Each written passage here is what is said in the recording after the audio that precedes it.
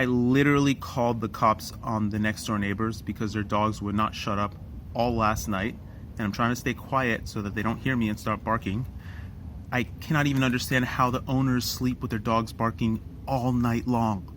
Anyways, I have a whole lot of good and bad news about these props on a heavy build. So part one was about these props on a slightly lighter build, or just a race build, and now this is on a 600 gram build, which is what you're seeing in front of you is a 600 gram build. It's my new prototype kind of concept and just a whole bunch of things that I'm testing.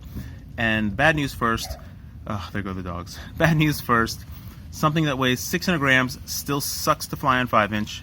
I would really love to run 6-inch, but I prefer a smaller quad, so I'm just going to stick to 5-inch at a 600 gram weight. And the good news is that everything that I said in the previous part one of this prop review holds true for part two as well. It feels exactly the same, all of the same exact things. It still does not have that wispy feeling that I like of the lesser pitch versions of this prop. What I mean by the wispy feeling is that the prop feels like it spins up and slows down completely at will. It feels like the motor has absolute authority over the prop. It doesn't feel like it's trying to push the prop up to speed, which is what I get with these props. I feel like the motors just are working really hard, and it makes the quad feel a little thick and heavy in the air. Just a slight bit. I'm talking about really minor differences. Unless you're a really skilled pilot, you probably will not feel that difference at all. But to me, it does make a difference because I feel like I'm flying something heavy and I don't feel as quick and nimble as I would want to feel flying something heavy or light, doesn't matter. I just love that quick, nimble feeling.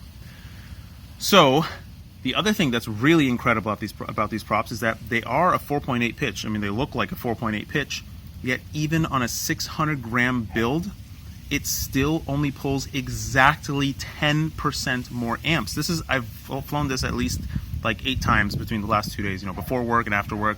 At least 8 full packs, and I've measured the amps every single time through punch outs. I've reviewed the video, which I'm not going to show you flight footage because I didn't fly anywhere safe, sorry, and also it's a lot of the same thing, so it doesn't really matter. 10% more amps for a prop of this kind of amp draw, this kind of pitch. That is really incredible. Really, really, truly incredible. I cannot stress that enough, that this prop is shockingly efficient. The unfortunate side is that I don't believe it's actually much faster than the 4.3 pitch. I don't know if it's at all any faster. Even though it's a 4.8 pitch, it's confusing that it's not at all faster. It should be faster, but I cannot detect any more speed, and it doesn't have the same kick as the 4.8 pitch, which is just interesting. I'm sure it is faster because it is a 4.8 pitch. It has to be faster. It doesn't make sense for it not to be faster, but it doesn't feel any quicker in the air, which maybe it's a good thing because it's just so smooth to get up to speed that you don't really notice it, whereas the 4.3 pitch really kicks you in the back when you punch in and gets up to speed, really pushes real fast up to speed. So the other issue I had about this prop is that at low RPM, it just kind of falls out of the air, and on a heavier build that falls so much easier, it just falls a little bit more easily, and that's fine. I mean, I actually think that it's probably a better thing that it falls than it's not, because a lot of people have issues with the quad being too floaty. But that's generally, across the board. The prop performs great.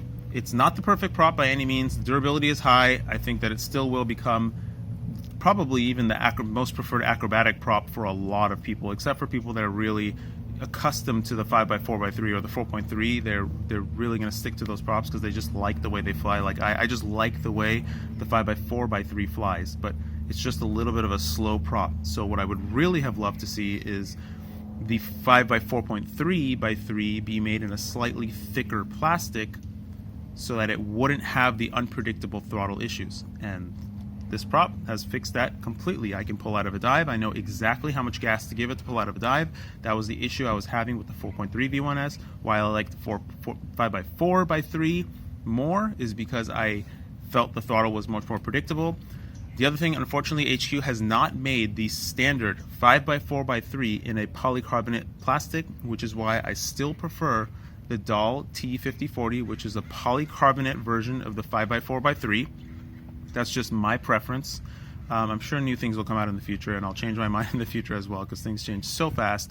Now a quick overview about this frame and what I'm testing in here. So I'm going to make a video about this again also, but what I believe is the future of FPV, future of what we do, is running lower kV motors. These are 1600 kV motors on 6S. And I think about 1600 to 1700, probably around 1650 kV is just about right for 6S to give you slightly better performance than 4S on a 2500 kV motor. And I think that's about the right number to have. This is a 1300 milliamp 6S, which is the smallest 6S pack that I had, which is why I'm running it without any GoPro, because I wanted to simulate a 600 gram weight, which is a typical acro build. It's a 255 gram battery, so it's a pretty darn hefty battery. It weighs, 1300 plus a GoPro. And this is my new build, my new prototype. I've made about 6 or 7 of these prototypes by now. And this new version, I have extended the front a lot to try and get the GoPro forward. What I noticed was that the Floss 2 build just flies so much better than any acrobatic build or anything else that I have. So I love the Cow because it carried a GoPro and it flew great. But at the end of the day, I would prefer to fly the Floss. So what's the point if you have props in view? Even though I like watching props in view, what's the point in a acrobatic build that I would love to use for production when the props are in view and I can't use for production? And when I fly at 22 degrees GoPro tilt. I feel like that is the perfect amount of GoPro tilt. Somewhere in between 22 and 23 degrees is the perfect amount of GoPro tilt to let you fly really fast forward at max speed, as well as fly slow, and it makes your rolls look centered and even. So the goal was to move the GoPro forward such that the props are not in view, which I have not tested yet, but I will be testing shortly when I get another GoPro, when I get a chance to go and get another GoPro.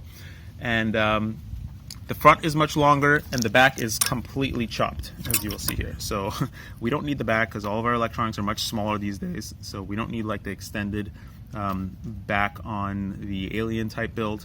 So I really think that that will work out. And the biggest issue that I had when I was designing it was that with a GoPro and everything on top, you end up with roughly if you use a micro camera, which is about 10 grams lighter than the big cameras, you end up with a frame weight or imbalance of about 30 grams towards the front. And I thought that that might be an issue because I'm basically trading pitch performance for roll performance.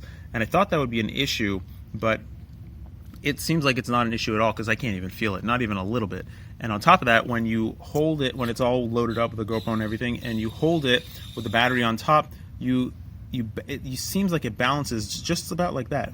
So it balances at like a really nice cruising angle. So all of a sudden, it makes cruising really, really easy.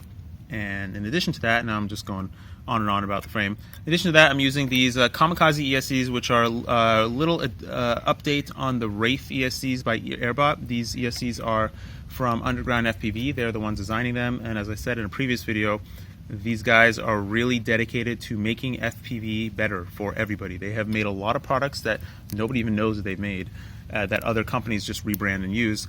And I really appreciate them tremendously. And they have made these ESCs. I have not run them on anything but 6S. They're the 32-bit ones.